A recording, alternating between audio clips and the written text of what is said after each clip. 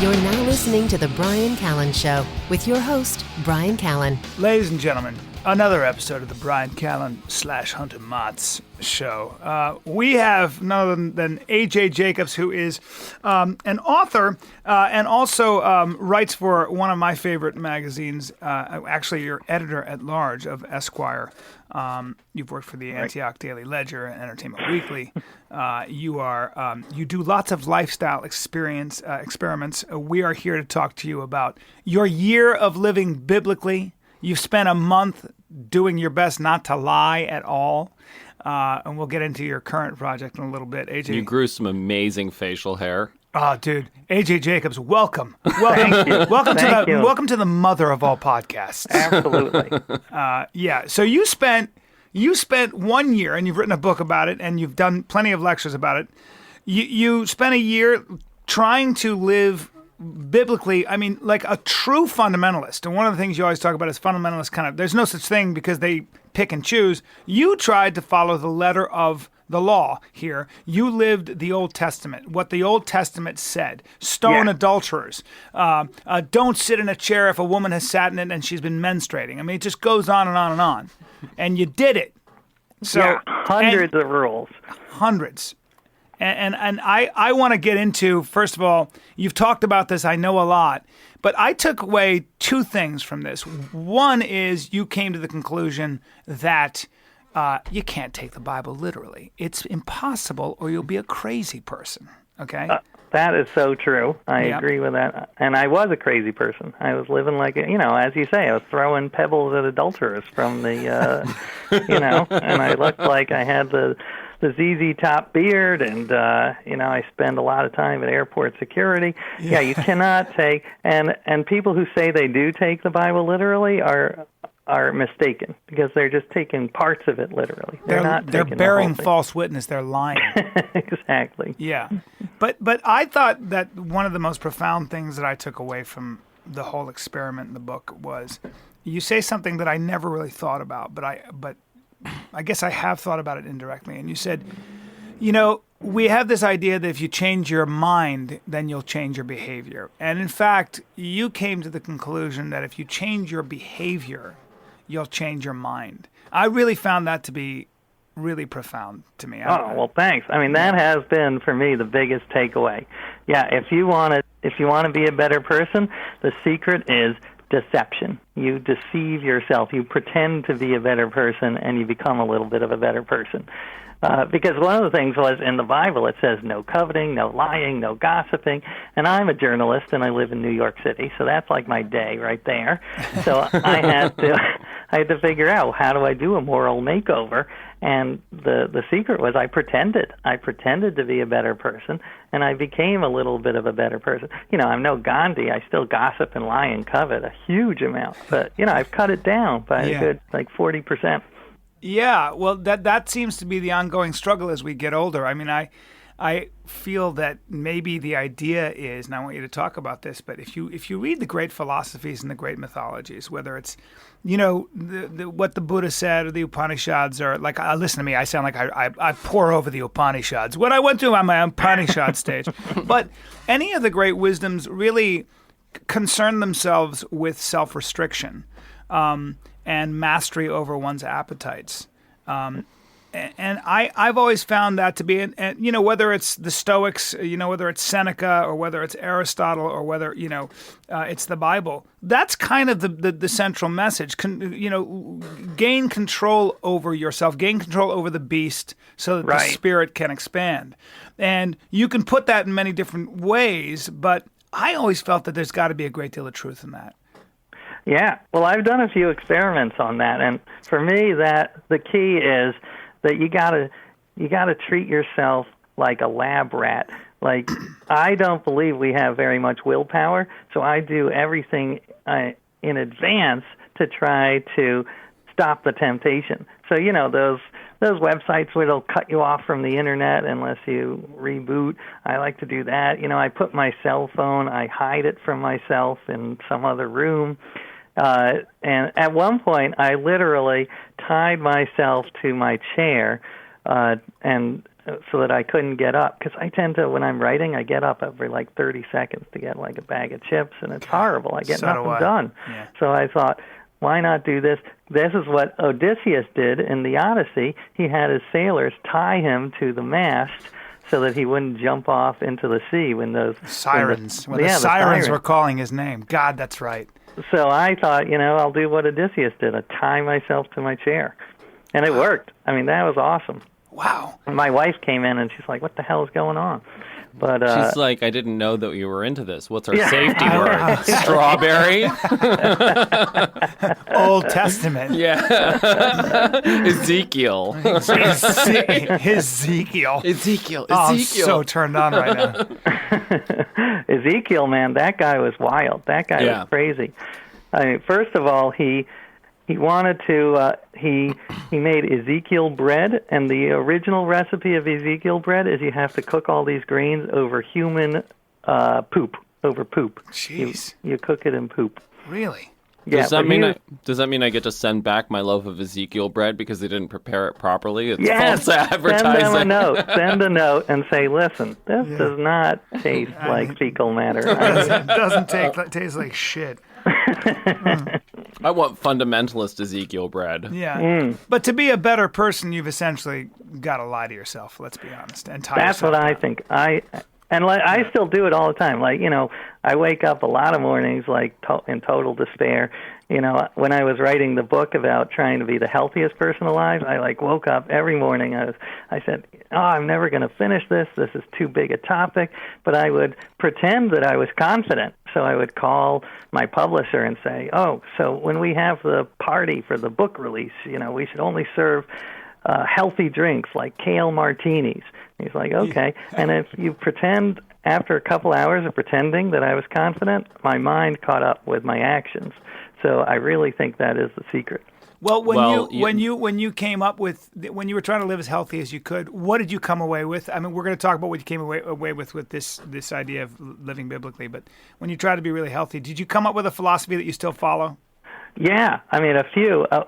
One of the big things is that I still do. I wrote the book while walking on a treadmill, on those treadmill desks you might have read about, and so I still do that. And I am a big believer in that because when I'm at my desk now, I tend to fall asleep, and you can't do that when you're walking on a treadmill. Yeah. So I'm a big fan of those. And the other thing is just stress is such an important part of being healthy, and you can get too stressed about your health. So that's what I did. I was everything, every day I was doing thousands of things for your health, and that's not healthy. You're going to die sooner if that's all you think about. You see that a lot in L.A., where the object isn't necessarily. You want to be healthy so you can do interesting things. Totally, that's right. What I think. Right, so you can live a life that's more fulfilling and practice your instrument longer, or whatever it might be. But in L.A., you find that health itself becomes the goal, right? So I just want to be the healthiest guy in the room. I want to be in the best shape. I want to be able to climb a rope 5 times in under a minute. And there's really no utility. When that becomes the reason. There is utility, though. The utility is belonging and identity. It's the same reason why guys wear the far out outfits that they wear for their religions. They grow their weird beards. I mean, in LA, that's what I always love is, the Hasidim, right? They wear these far out beaver hats and these giant coats, which make sense if you're living in Poland in the middle of winter. Yeah. But they're still wearing them on Pico in the middle of the Los Angeles summer. And it's just you must be schwitzing. Yeah. There is no way that you are not sweating buckets. Maybe that's how they keep so trim. You usually see Hasids are not very fat. Yeah. But I think you're right, though. I think it is a religion. I think you get a lot of exercise, and there's a cult of personality. I got to go to this one. CrossFit. CrossFit is a hell cult. Of a community. I mean, that's a cult. Listen, if you enjoy it, that's okay.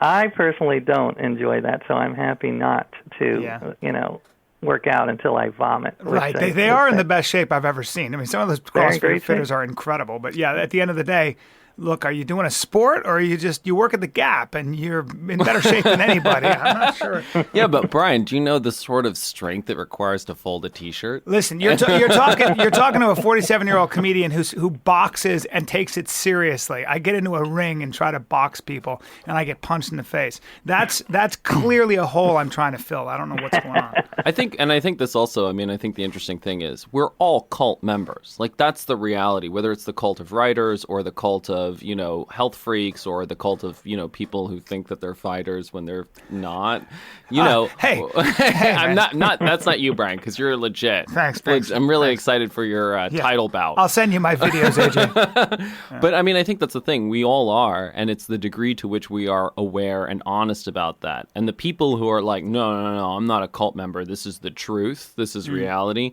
Those are the people who are nuts. Like, once you, I love that. That is so true. Acknowledging the sort of absurdity of a lot of this stuff takes a huge edge off of it. Because, as you say, if you're a fundamentalist and you're like, this is the way, those are the scary people. Mm-hmm.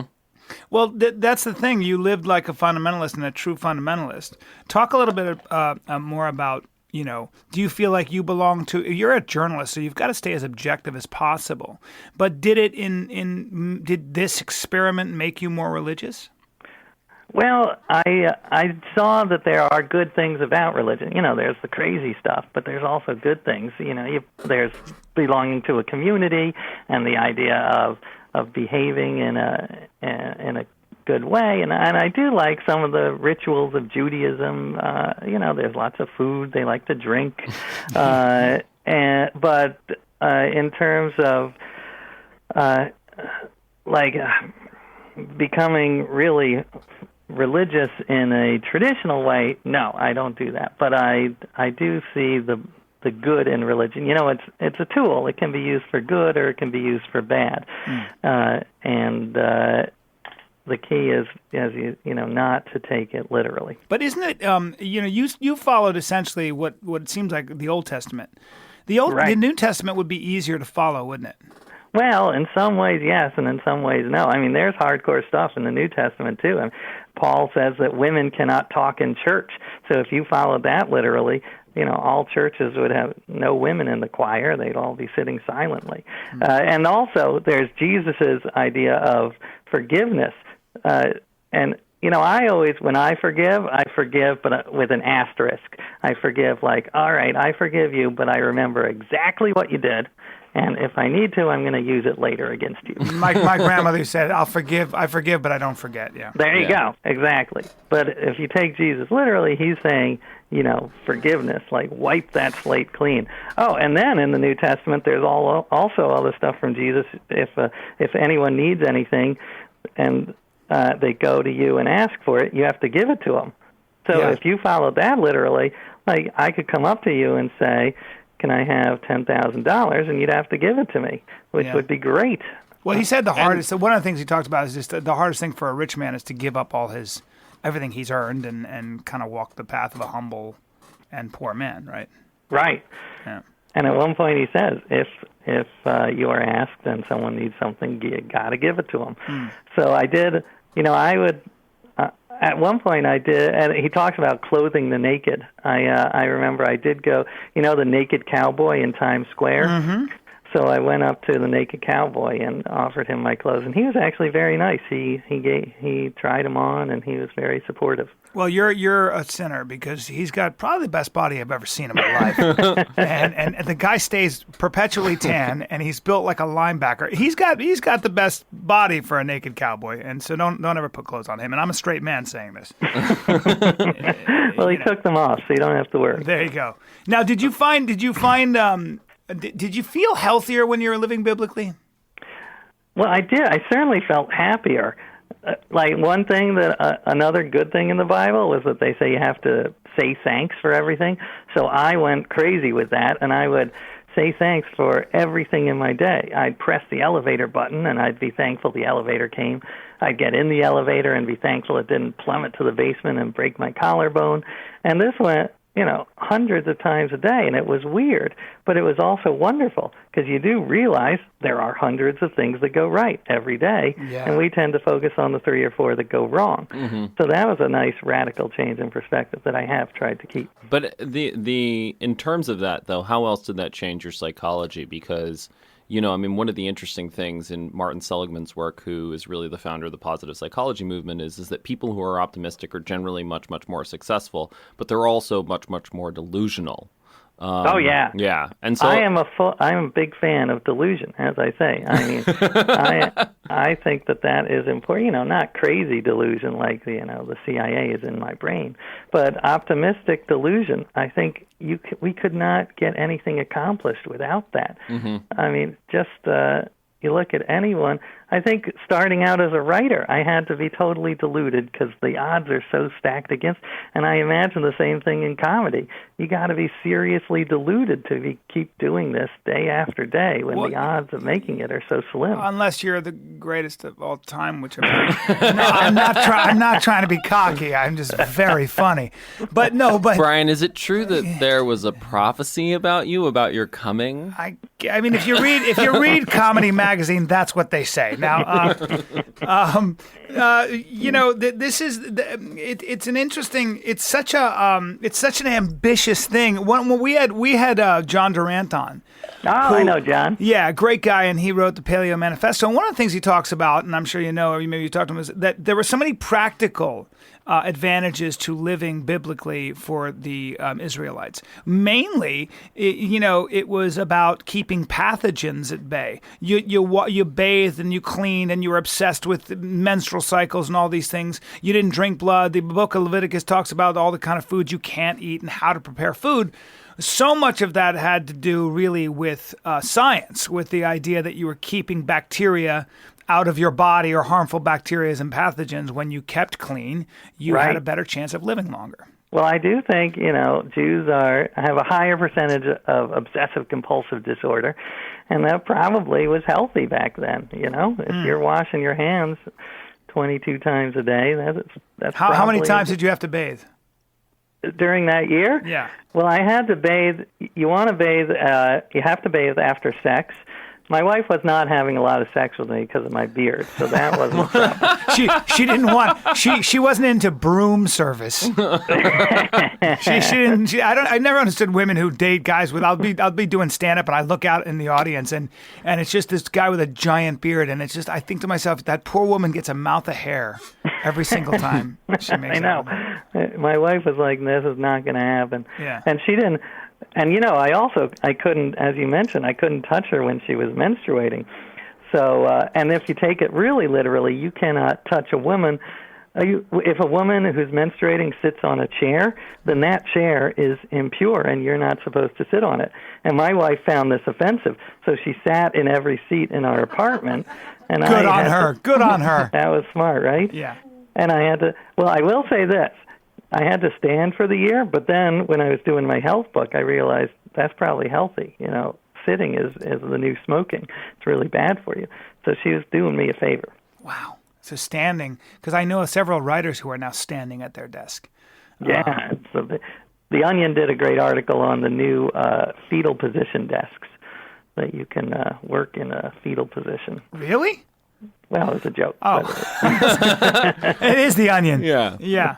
Brian is working on a fecal position desk. That's right. I don't want to move. I got no reason to sit down. Every time I try to write, I have the same problem. Tying myself to a chair sounds like it's probably the only thing. My friend had such a morbid thought. He can't write, and he knows he's got a story in him. And he goes, I just sometimes wish I had an injury, and I had to sit in my chair for a year, and I would write. And I was like, talk about how badly we procrastinate. I always feel like all these religions and things, no matter how austere, it feels like that is, human beings have a nostalgia, have an urge, a need to figure out how to control this animal inside of us.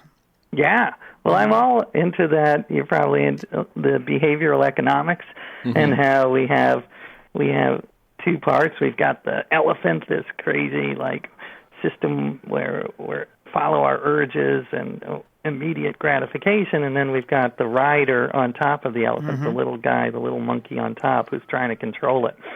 Yeah.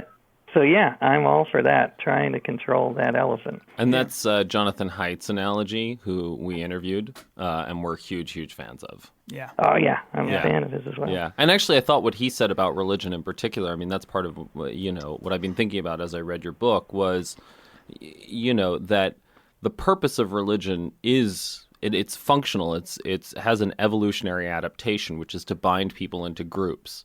And then those groups can do far greater things than the individuals ever could.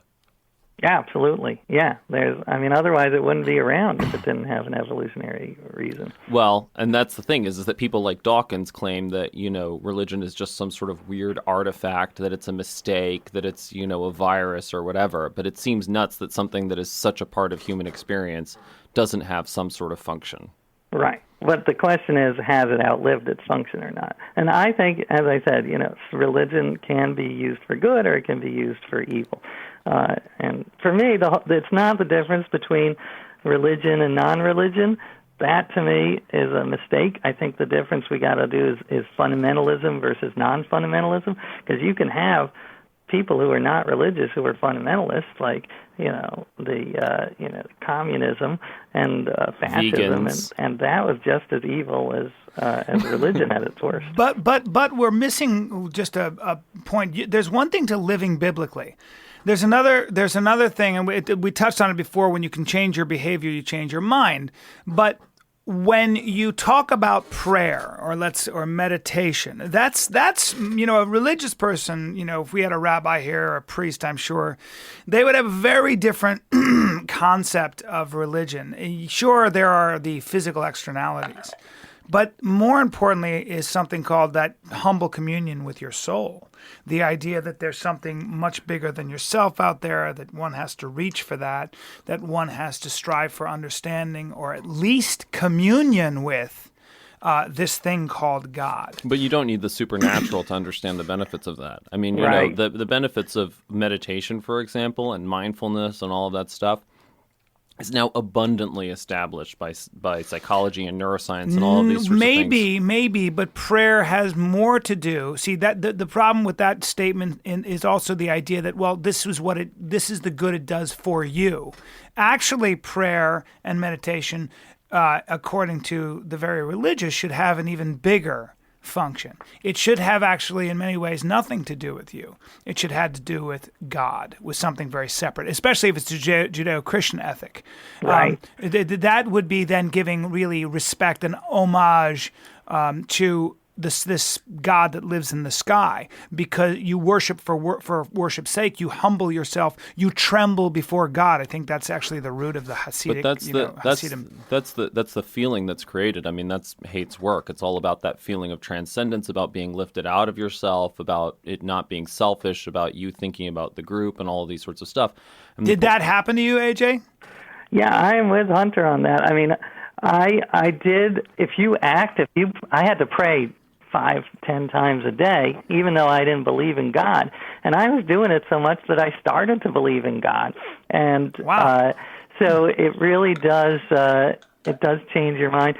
At the end, when I stopped praying as much, I still give thanks, but I stopped praying. I stopped believing in God like I did. I'm what they call a reverent, the term is a reverent agnostic. So my feeling is, I don't know whether there's a God or not, but I love the idea of the sacredness, that there's something that, like, prayers of thanksgiving can be sacred, time with your family can be sacred, taking a day off a week, that can be sacred. And it's probable that humans created this sacredness ourselves. It just means something set apart.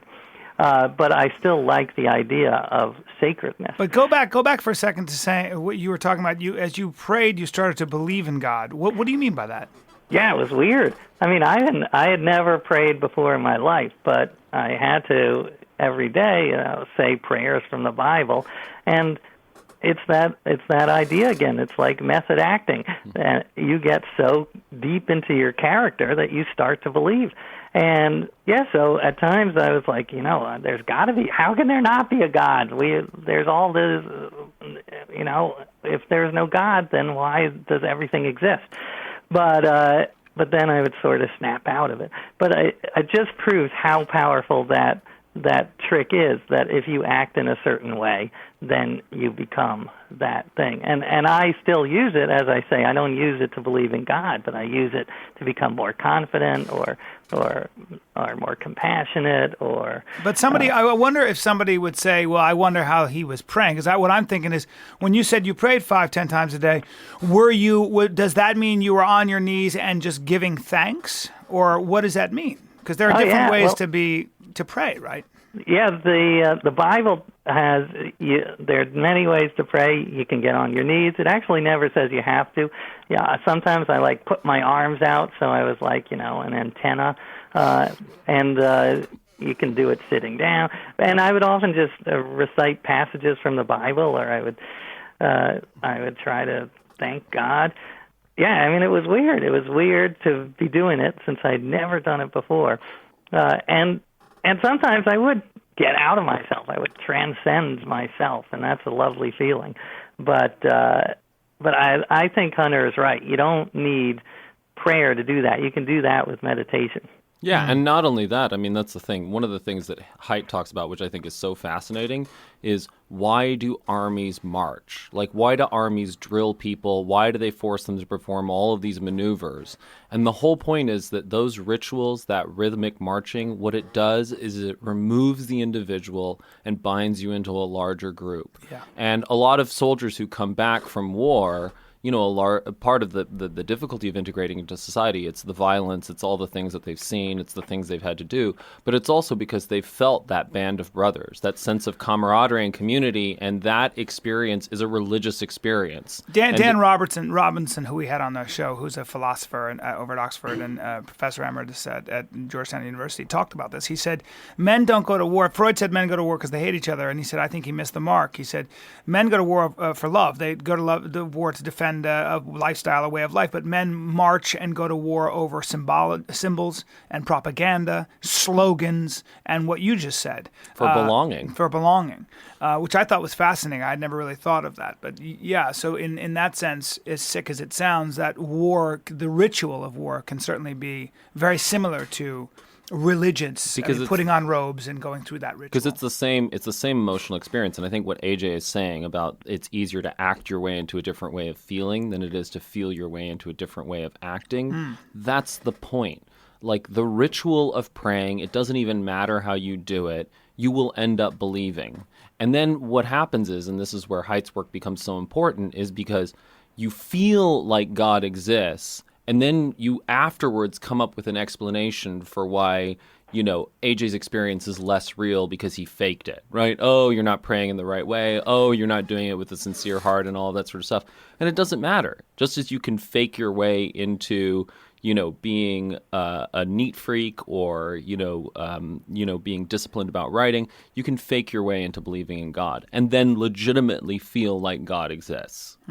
Well, that is actually, the Jews have a saying, deed before creed, and that's the whole idea. You do all these deeds, and then you start to believe.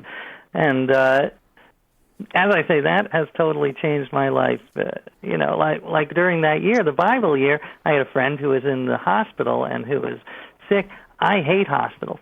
I did not want to visit him, but I forced myself to visit. I said, what would a good person do? And I acted as if I was a good person. I went to the hospital, and I sort of tricked my mind. I saw, hey, I'm at the hospital. I must be a pretty compassionate person.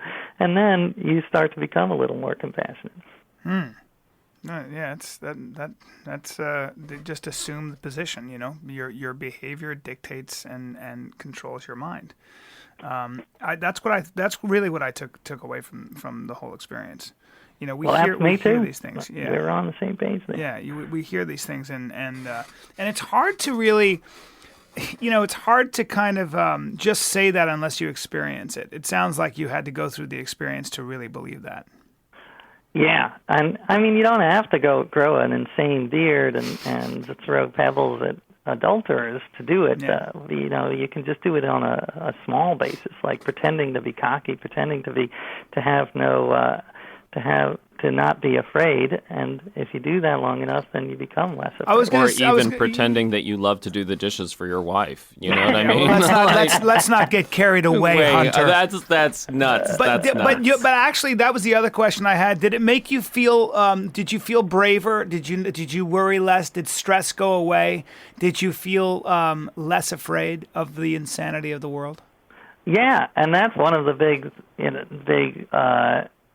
takeaways of all of these experiments, is that you should be bold and experimental. And I'm not.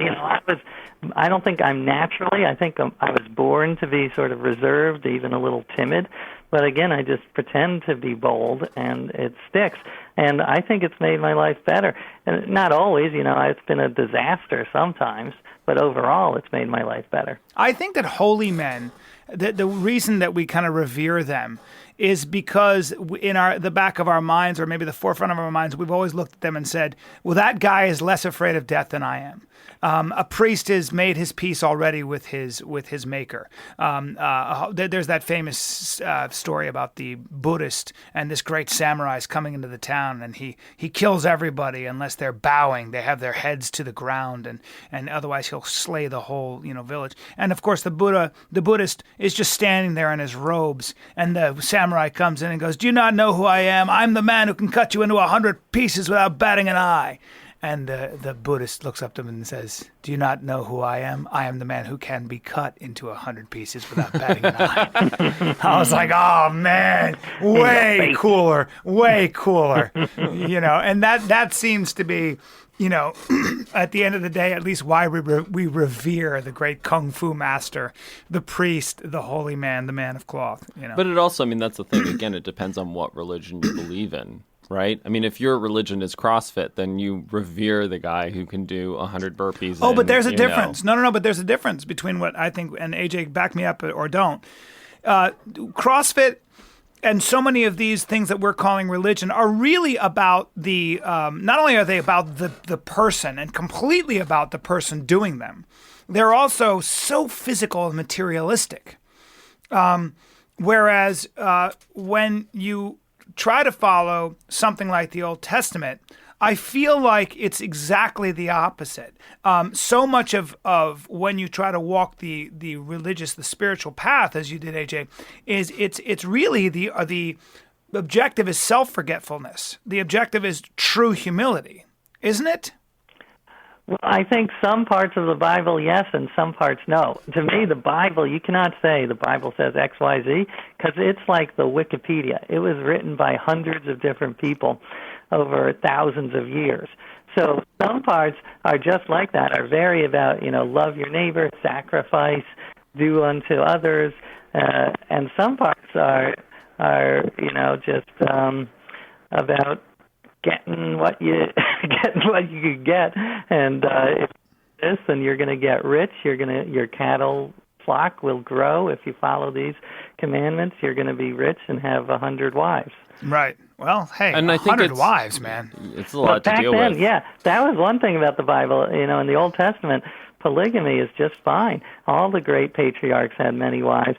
Solomon had 900 wives, which I don't know how he had time for that. I would find time. Your wife must have loved you. I don't know. That sounds exhausting. Yeah. Maybe I'm too old. But I actually tried to get a second wife because, I called the head of the American polygamy movement, and I was like, it sounds like a good idea, but how do I go about it?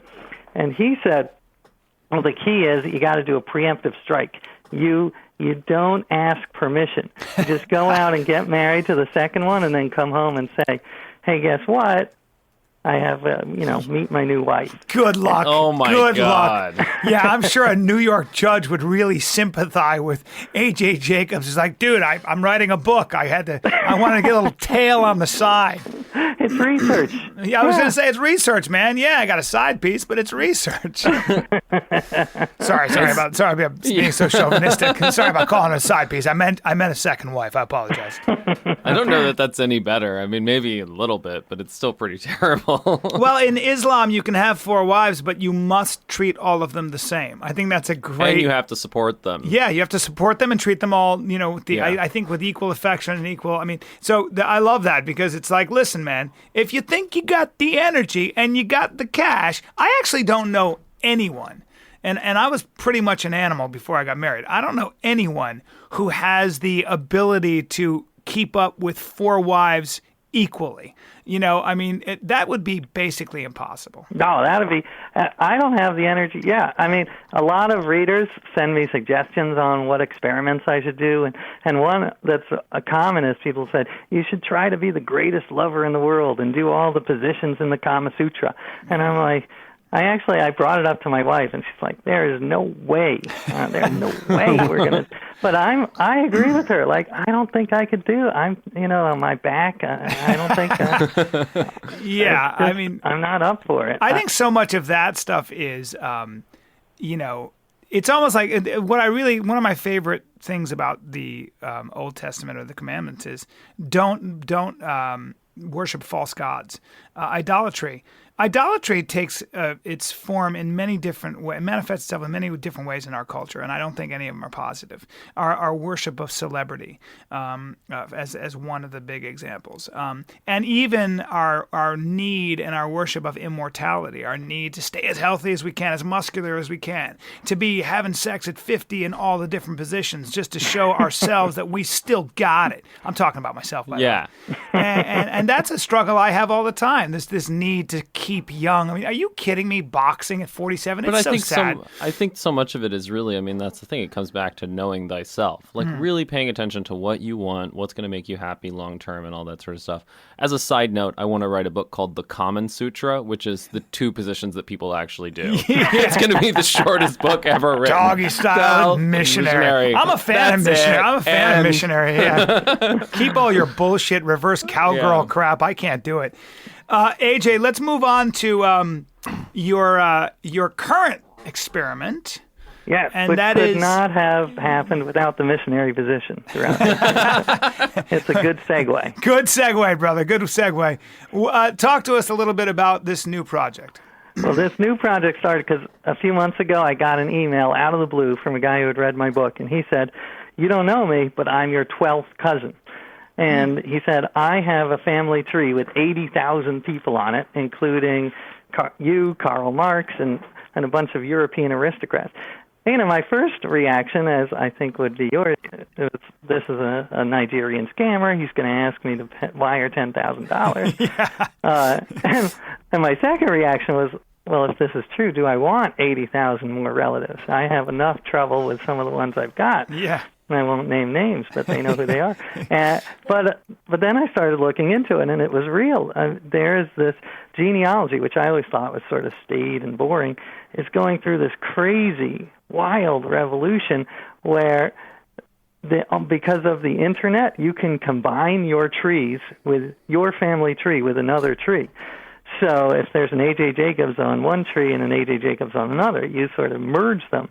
And so now there are these mega trees, and the biggest one I'm on it's insane. It's on a site called Genie. I'm 77 million relatives. I have 77 million relatives. 77 million? Yeah, including, all friends from camp, and Gwyneth Paltrow's on there, Albert Einstein. It's not all good. I got Jeffrey Dahmer. Oh, no, through my dude. Wife. That's through my wife. Oh, your wife. Totes. I'm going to blame it on her. But so that is, it's just insane. And in a few years, we're going to have a family tree of all 7 billion members of the human family. So this old cliche you heard as a kid, we're all one big family. Now it's come true. You can see how it is. And so I'm hoping, it's a little hippy-dippy idealistic, but I think once people see this, they might start treating each other a little more kindly. We're not all going to be singing Kumbaya, but I think that it'll help reinforce how closely aligned we all are, and we share 99.9% of our DNA. Did you do, speaking of DNA, did you do a swab of your cheek and Sure, I did all of those.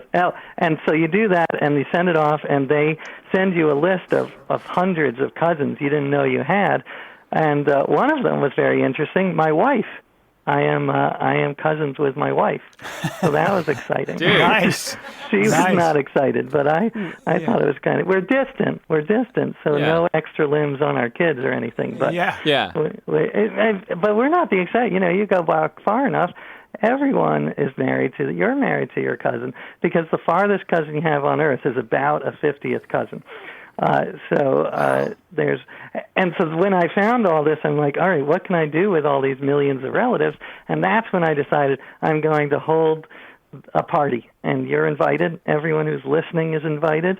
It's going to be the biggest, most inclusive family reunion ever, and it'll be like a family reunion meets Woodstock, meets a TED conference, and speeches and music. And well, good luck with that, by the way, because it's everybody's pretty busy. But I'll do my best to attend. But when one of the things I thought was fascinating is they did this sort of genealogical experiment where they found that they isolated sort of this one tribe in Africa that we all share genes from, or one area at least. And so all of us, it seems to me it seems to scientists that was sort of the cradle of human civilization, and then we branched from there. Then they took the DNA samples from a Hasidic tribe in, I think, Hungary, and found that they were very closely related, and more so than many other, including some American blacks, I think. I can't remember, but they were very closely. They shared a great deal of genetic material with this particular tribe. Do you remember that? Did you read anything about that? I didn't read on that one, but that's interesting. I mean, it just shows that different groups that think they're so different are really, that's one of the things that's so exciting. Did you see they did a DNA test on some KKK neo-Nazi guy and found all of his African-American cousins, and he freaked out. Like, he was like, no way, you did it wrong, that's not true. Yeah. But it is true. There's no such thing as pure blood. That's a total myth. Yeah. We are all one big, we're all mixed together, and we're not even one species, because, we've got the Neanderthal genes in us. Each of us has about 3% Neanderthal, which is a totally different species. It's amazing how we just keep having sex with each other. And that's the bottom line. Yeah, I'm all for it. Yeah. And it's just going to get more and more interwoven, because, now with all of, we're interbreeding between ethnic communities on an unprecedented scale. Well, we always have, though. I mean, I was thinking about, the if you just pick up a history book, the amount of rape that it seems went on. The men would come into a city or a town or a village, and knock down the walls, kill the men, and rape all the women. That is true. It's amazing. It's just the how bad it was to be a human being back in those times when you didn't know that Mongol horde that was coming over your walls to enslave your children and rape your women, etc. That seems to be how we really cross-pollinated. Yeah, hopefully now we can do it in a sexier way. A sexier way. With Match.com. Tinder, yeah, dude. It's true. We've always interbred.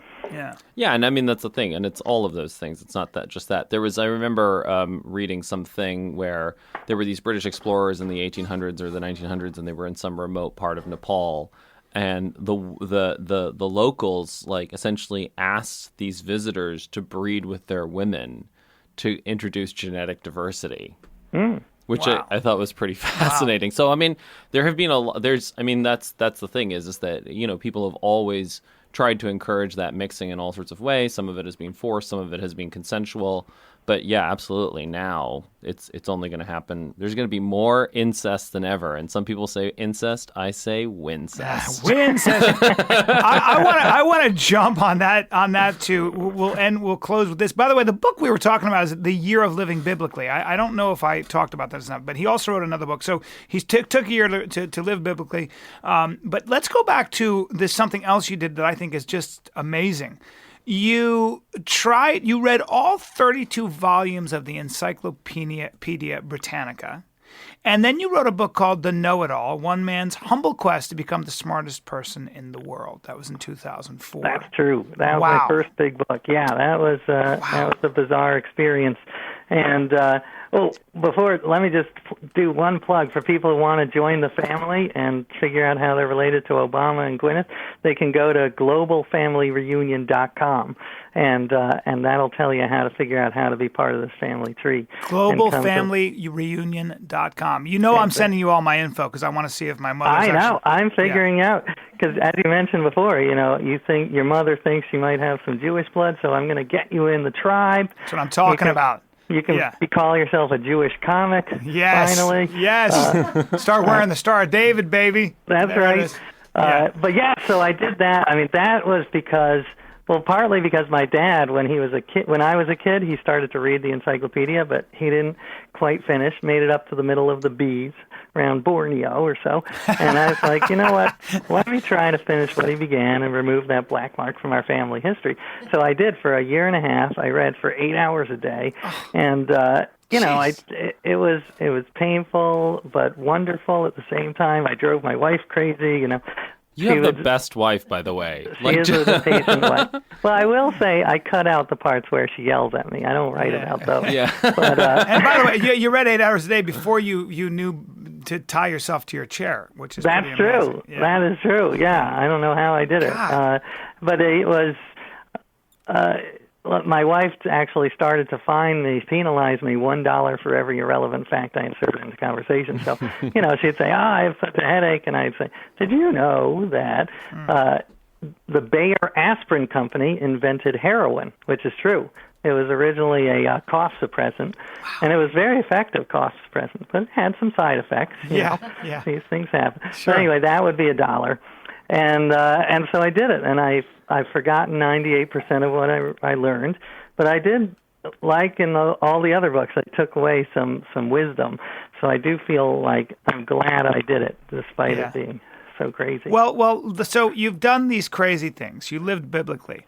You tried to become the smartest person in the world. You outsourced your life to India, which is hilarious to me.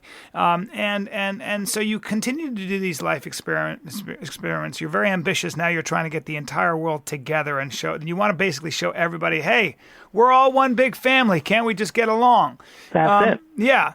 And so I wonder, have you come away with a concrete philosophy? How are you going to raise your children? What are the principles you're going to try to put into your children? Curiosity, keep going. What is it? That's it. Curiosity and experimentation. Not too much. I don't want them experimenting with heroin. Yeah. But moderate experimentation, because I really do think that makes for a better life. And you've read probably all these neuroscience self-help books, and they talk about this. If you keep doing something in the same way, you create these ruts in your brain, these neural ruts, and it's just really healthy to do something new, even if it's tiny, even if it's taking a new way to work, or brushing your teeth with the other hand. It creates new connections in the brain. It allows you to be more creative. It allows you to be happier. So that's what I try to instill in them. Try new things. Right. I love it. Well, there it is. I'm taking that away. I take that away but thank you for doing all that work. And, and so I don't have to do it, but try new things. Stay uncomfortable, and you might get more comfortable. That's it. I like that. I'm going to steal that. There you go. Put that on your next book. God, I'm so smart. AJ Jacobs, you are a really interesting dude, man. Thank you for taking the time to do. My pleasure. Thanks for having me. Yeah. You are interesting dudes as well. Thank you. We like having you on the mother of all podcasts. Why don't we call it the mother of all podcasts, Hunter? And thanks, Hunter, for booking yet another fantastic guest. I see Hunter does all the work. I just show up. AJ, when I come to New York, come see my stand-up. I'll make you laugh. I would love to. All right, pal. And you got to come to my reunion. Sister Sledge will be playing. I love it. I love it. I'm telling you, and I'm not kidding. I'm going to email you all my info, and I want you to please help me find out who I am and where I come from. Absolutely. I'm on it. You're the best. Thank you. AJ Jacobs, ladies and gentlemen, thank you very much. The Year of Living Biblically and The Know-It-All, two very worthwhile books, very funny and very informative. Thank you, sir. Thank you. There we are. Hunter, you got a little quiet at the end there. What happened? Well, I'm just pensive, Brian. I mean, I've got a lot to think about. You're just a pensive guy. I love that. I love what you I like that very much. Well, that's our time. Thank you very much, ladies and gentlemen. Thank you very much. And very quickly, I just want to say that I've gotten a lot of flack for the Paul Offit podcast, and I have been misrepresented on Reddit. There was a thread about the fact that I might have been talking about Joe Rogan and his vitamin company and Aubrey Marcus, and that is not true. Onnit is a very reputable company. It's an excellent company. It's a company whose products I have used and enjoyed. And I happen to know for a fact that Aubrey Marcus and Joe Rogan are very ethical people that put only in their products what they believe and what they've researched. So don't imply things and start threads. Do me a favor and email me at briancallen@gmail.com first, or tweet me and ask me a question and I'll set you straight. The internet is unbelievable, man. It's unbelievable. If you have a discussion about something, if you start raising questions, be ready for people to misinterpret, because we always talk about this. If people have strong opinions. I do. We all do. And we develop a belief system and a philosophy around something because it works for us. And if you start to challenge that, even with questions, you'll get people who come at you and they're not really listening. What they do is they feel threatened immediately, and then they'll start deciding that you are saying something that you're not. And that was the first experience I've had. There was a thread on Reddit about me going bad on Aubrey and Joe Rogan. Of course I didn't. Wasn't even talking about them. I was approached by a vitamin company, a supplement company. They wanted to sponsor this podcast. What I said to them was, I can't sponsor anything unless I have seen double-blind studies that prove its efficacy. Is that the word? Efficacy. Efficacy. And that's just the way it is. I can't get behind something. I wouldn't allow Coca-Cola to sponsor this podcast because I don't believe in the product. I just don't drink it. And and the point is that Coca-Cola is bad. Vitamins you don't know. But, Paul Offit is an incredibly reputable doctor. Yeah. And there's a lot of studies that have been done about this stuff. And I think that's the thing. Sure. And by the way, I don't know if vitamins in certain dosages are good or bad for you. I don't know. I don't take them personally. So it'd be very hard for me. But I do know people who are very smart who do, and who have a lot of information to suggest that maybe they are good for you in certain doses. I'm not going to get into that argument. I'm not a scientist. I don't do that kind of research, and maybe so. But I'm not. All I was saying was that I couldn't, in good faith, take someone's money who has a product that I'm not sure about. That's all it was, and I never will. Anyway, it was a pretty fascinating experience, and it happened yesterday.